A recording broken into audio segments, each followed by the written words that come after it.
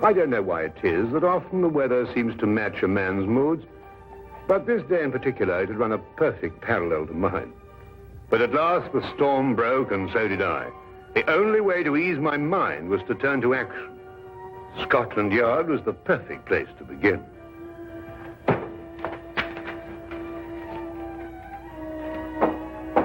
Inspector Lestrade, we'll get him. I must see him right away. I'm very sorry, Doctor. Inspector Lestrade's very busy. Will you tell him I'm here? I must see him. I'm very sorry, Doctor, but when Inspector Lestrade's in conflict... Oh! Dr. Watson. Ah, Dr. Watson, I'm very pleased to see you. Just having a cup of tea. Lestrade, something's happened to Holmes. He's disappeared. He's vanished. I haven't seen him for 2 days. Well, calm yourself, Dr. Watson. Calm yourself. Tell you he's disappeared. He may have been kidnapped, for all I know. Oh, kidnapped, eh? Or worse. Now, look here, Dr. Watson. Just because you haven't seen him for a couple of days doesn't necessarily mean to say that he's been No, kidnapped. quite. Well, if you want any proof, you can have it. There's no time. Dr. Come with me. It is positively infuriating to know that something is wrong and to find a man whom you can't convince. I don't mind saying that there are times when I find myself hard put to keep my patience with Inspector Lestrade. What more evidence do you need? What man going under his own volition would leave his razor behind? Oh, he probably has another one. No, he hasn't. Come on, I'll show you something else. Look, his violin out of its case. Well, what's that got to do with it? But he'd never leave his violin like that if he thought he'd be gone long. Treats it like a baby. And these concert tickets, we meant to have gone last night. Look here, Lestrade, I've been a friend of Holmes's too long not to realize the brutal truth behind all this. Well, the evidence certainly does seem to point us... Now look, we've got to track him down as he tracked down somebody else. You mean use his own methods of deduction? Exactly. Now, the odds are that he's disappeared on some case. So the best thing we can do is to go through his correspondence and see who might have employed him. Oh, look at this. Bills,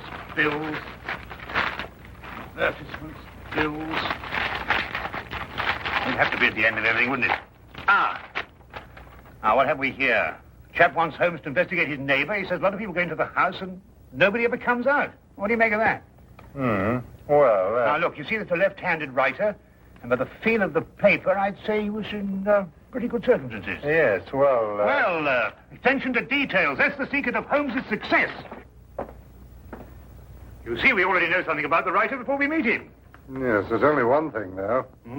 Sherlock Holmes' disappearance had nothing to do with him. Oh, why? This letter's dated 2 years ago. What? Yes. There it is. Well, where else would he keep his correspondence? Oh, anywhere on the chandelier, if it wasn't too much effort to get up there. Well, let's have a look around. Well, going through Holmes' things would take a month. No, we'd best get another approach. Well, have you any ideas? Wait.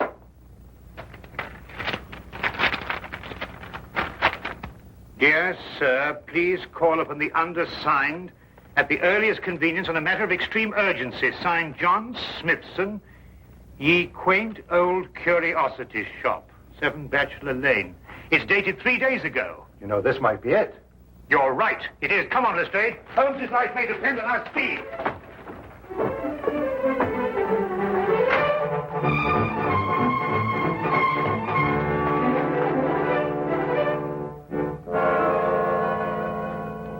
Sinister-looking place. Well, it looks just like any other old curiosity shop to me. You think so? Then why was this Smithson so keen to get Holmes here, eh? Yes, interesting. What do you mean all this stuff in the window? I mean the stuff that isn't in the window. Look, I don't understand you, Dr. Watson. What do you mean? Well, it's perfectly obvious, isn't it? No. Oh, isn't it? Well, we won't get anywhere standing here. Come on. Wait a minute, Dr. Watson. I still don't know what you mean by all this stuff that isn't in the window. Come along, Lestrade.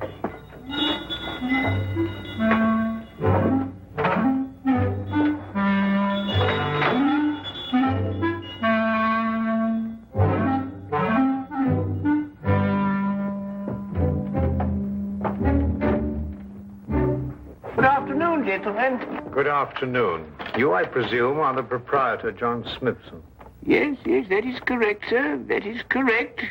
Well, I'm Dr. Watson, and this is Inspector Lestrade. We've come to inquire about Sherlock Holmes. Sherlock Holmes? Yes, a tall fellow, thin. Wears a deer-stalking cap. I'm afraid I've never met the gentleman, no. But you wrote him a letter saying you wished to see him on a matter of extreme urgency. You must be mistaken, sir. Well, take a look at this letter.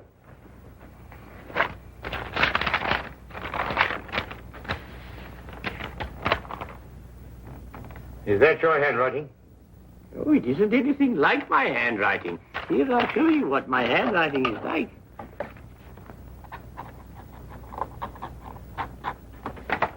Do you notice any resemblance between the two? Well, no. Well, then who could have written it? I couldn't say. Perhaps a practical joke. At any rate, all is well here, and I'm fortunately in no need of help. Oh. Well, do you mind if we browse around a bit? No, browse indeed, gentlemen. I like to think of my shop as an oasis of tranquility in life's busy thoroughfare.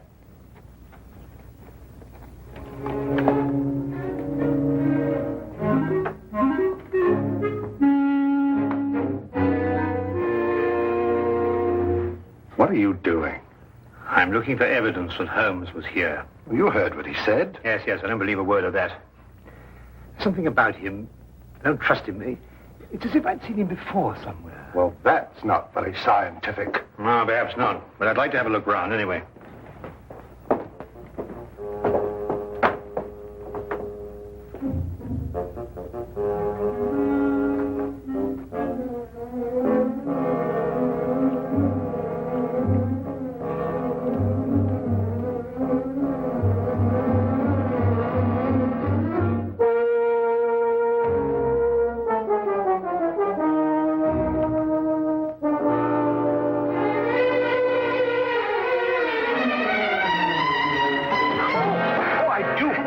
Quite all right. Oh, how clumsy of me. No, not at all. It was all my fault. I wasn't looking where I was going. Of course. Thank you. Not at all. Excuse me. Oh, charming. Charming. Yes, all right, to business.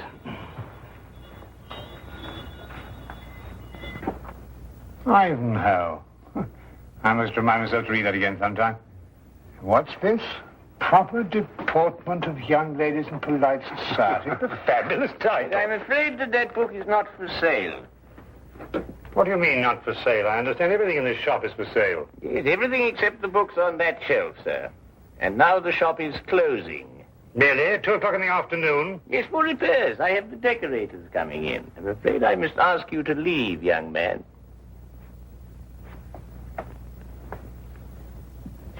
Cunning old rascal. Do you see how he tried to get rid of us, Lestrade? Well, perhaps he has got some repairs to be done. Ah, nonsense.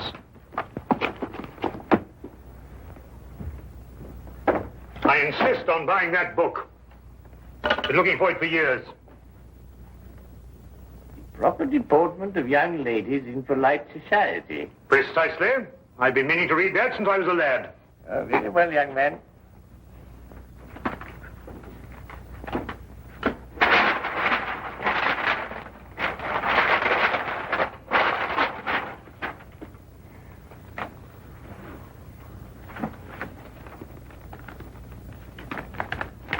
$1 please.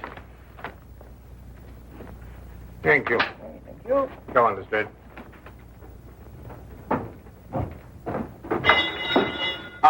Excuse me, Governor. Not at all.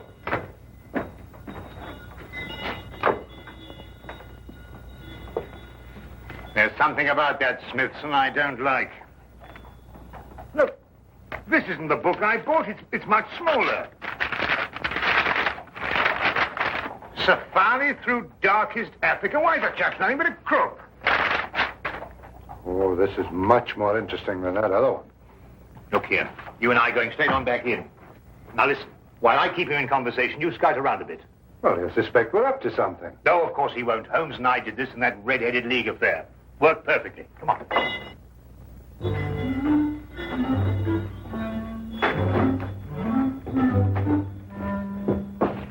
You've sold me the wrong book. My dear sir, Deliberately, if you ask me. I assure you, Safari through This is the book I wanted. No, that's not for sale. It happens to be a first edition, of which there are only 3 copies in existence. Proper deportment of young ladies in polite society. Now, that's the book I bought, and that's the book I... Dr. Watson. Holmes's clothes. I found them in an old pilot's chest. Oh, good Lord.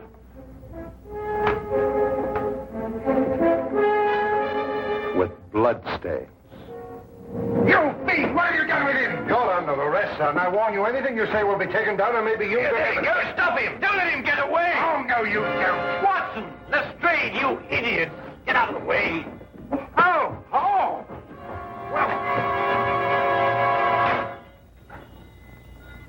Gone with the message. Who's gone with what message? An escaped convict with the message that woman left for him in the book. And it won't be easy to find him now that you two gentlemen have completely ruined my beautifully laid little trap. Naturally, I left my razor at home. I hardly needed it here, did I? The bloodstains, Holmes. Red ink, Lestrade. I've been helping Earl Smithson make up his ledgers. And this escaped convict, who is he? John Carson. I expect you've had a report on him. Carson? Why, he got a life sentence for killing a man with a cleaver. That's him. He was using this shop as a message center, planting and picking up messages here from that book that you were so intent on buying. Oh, yeah. Proper deportment for young ladies in polite society. Smithson recognized him when he first came in. It seems that Carson was once employed here, but the old gentleman was afraid to go to the police. Why?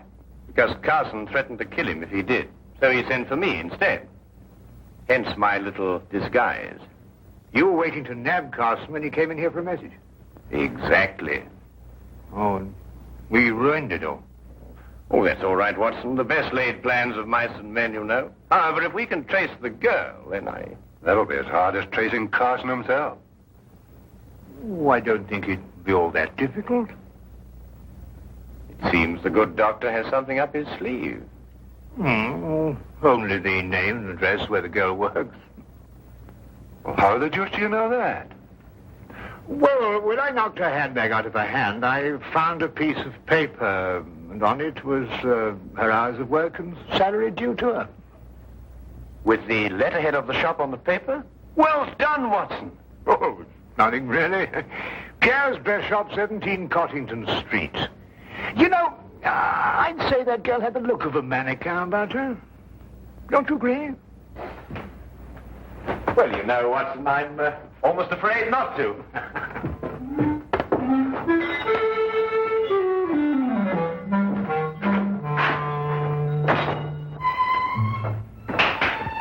And now, mesdames and messieurs, you will see the supreme creation of Pierre with me, myself. Your niece, monsieur. She will find this ensemble irresistible. You did say your niece, n'est-ce pas? Yeah. Returning for the holidays from school in Switzerland, sir. Yeah. Oh, it's exquisite, no? Such symmetry, such subtle lines.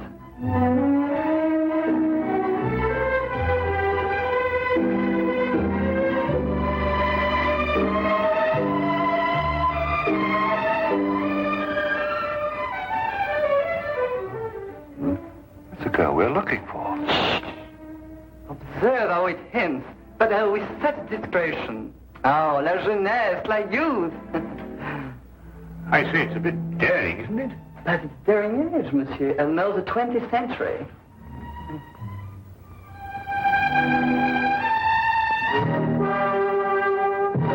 I wonder, sir, if I might have a word with a young lady in private. But... Officially, Monsieur, I'm Inspector Lestrade of Scotland Yard.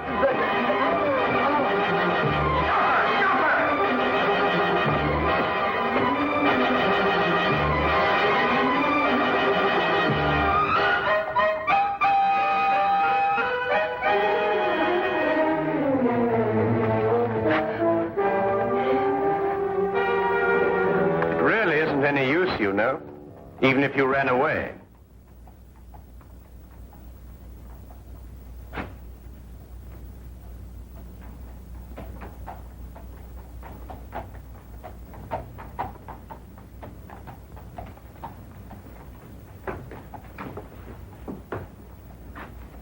But I do not understand. Never before has one of my girl acted so.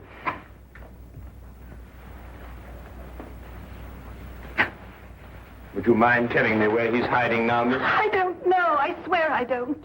And yet you left a message for him. A gentleman friend gave me the message and told me to leave it in the book. Probably a pal of Carson's, if she's telling the truth. What was in the message? There was just a name and an address.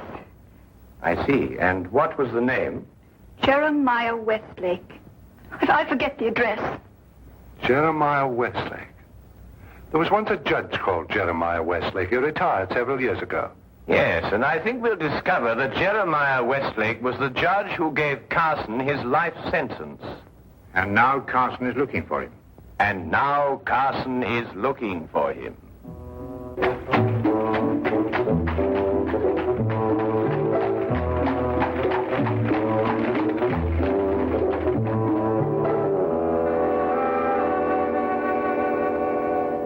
Mr. Holmes, Dr. Watson, and Inspector Lestrade.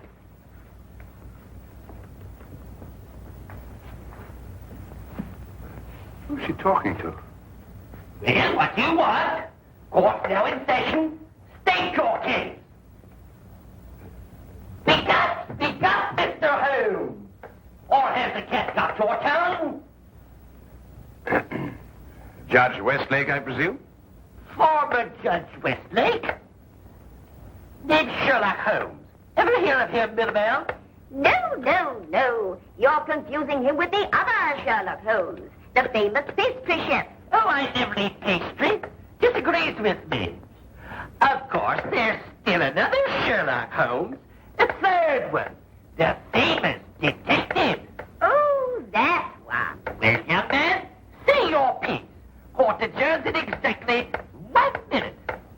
10 years ago, you sentenced a man called John Carson to a term of life imprisonment for murder. Carson? G'day, Mirabelle. That'd be the Butcher Cleaver case. Murdered a man with it. Oh, yes. Unpleasant chap, Carson, if I remember correctly. Well, Mr. Holmes? When you sentenced him, he swore to kill you. Did he? Well, what of it? They all do. Routine. But he's just escaped from prison and has learned your address. Nonsense. Bluff. Sheer bluff. Eh, Mirabelle? They all bluff, young man. I wouldn't sleep a wink if I believed everything they swore to do to the judge. Sleep like tops, the two of us. In bed at 10 and up at 6. This man represents a very real threat, sir. That's all. Court adjourned. Sine dia. And that, gentlemen, means postponed indefinitely.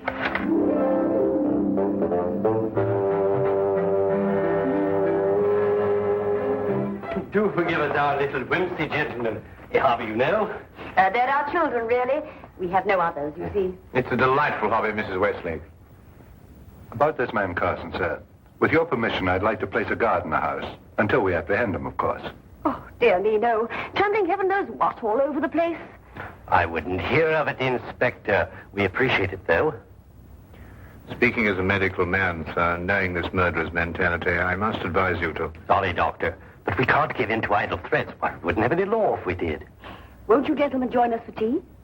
Thank you, Mrs. Westlake, but perhaps another time. No, you mustn't take these things so seriously. Good day, Mrs. Westlake, and thank you. Good day, Mr. Holmes. Do come again sometime. You must see our Punch and Judy. With pleasure. All the same, sir, I'm going to station my man outside the house. Well, all right, but tell them not to step on my petunias.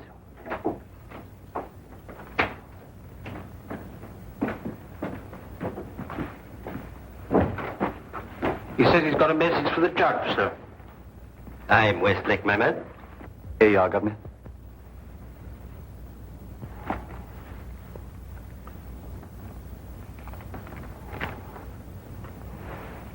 Dear Judge, I'm one of your old court attendants. I'm on me deathbed, and I've got to make out me will for me little granddaughter.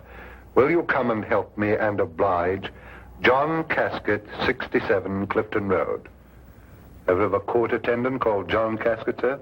Well, it's hard to say. I've had so many court attendants. Who gave you this note? Plug on the street, sir. But he said to tell the judge he was in bed dying. What do you look like? How about this eye, sir? Thin face? Seedy looking, if you know what I mean. That's Carson, all right. What's she pay you? A couple of bob, sir. Oh, there you are, sir. Just the sort of thing to send you off on an errand of mercy to your death. Dear me, I never cease to marvel at the duplicity of human nature. Can I get the 2 bob, sir? Oh, yes, yes. Oh, thank you kindly, Captain. Well, Holmes, we've got him. 67 Clifton Road. Yes, Wilkins. Yes, sir. Get the men together. We're going to Clifton Road. Not so fast, Lestrade. This might be a ruse. Of course it's a ruse. Of another kind. To get you to abandon the police cordon around the house. Oh, I see what you mean. Oh, well, if that's his idea, he's in for a surprise.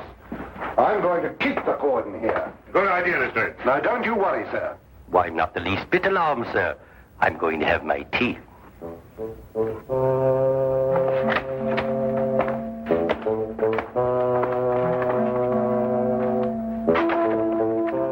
budge from here. If you let anyone in this house, I'll have you skinned. Yes, sir. Come on.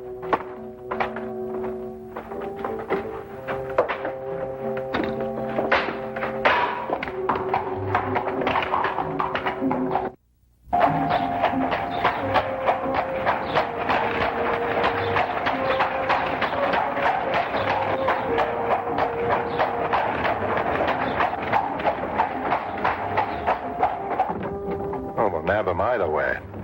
At Clifton Road or when he tries to break into the judge's house. Lestrade, who did that messenger describe? Carson, of course. And who else? You mean who else? Himself. He described himself, Lestrade. Cabby, turn around and go back to the house at once. As fast as you can. At last, I understood the cause for Holmes' concern. We had gone off and left the killer with the very man he'd sworn to kill. John Carson wasn't the kind of man to miss an opportunity like this. He was there, and we were not. There was nothing left for us to do but hope. And every passing second was against us.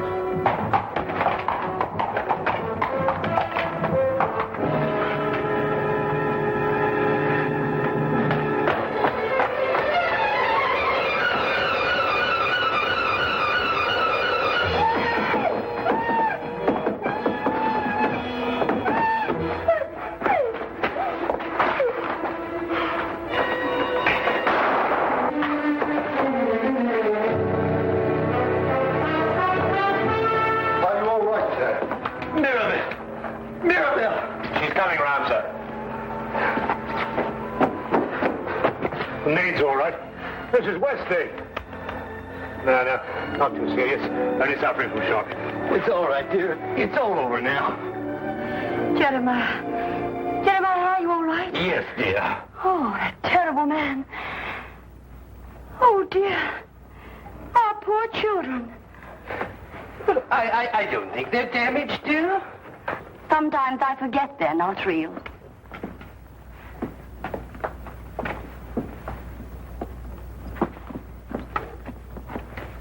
Of course we're real. We're as real as any children. You were right about John Carson, Mr. Holmes. You were very right. How you ruined my life. Not at all, sir. Not at all. Yes, but I must do something to repay you. I'll teach you to be a puppeteer. A puppeteer? Yes, you'll love it. Greatest relaxation in the world. Teaches you to forget men like John Carson. Now, here. You hold the thing like this. Mm-hmm. And with this string, you will move a hand. And with this, you move the feet. You pitch your voice up a little. Thank you, Mr. Holmes. Pretty good thinking.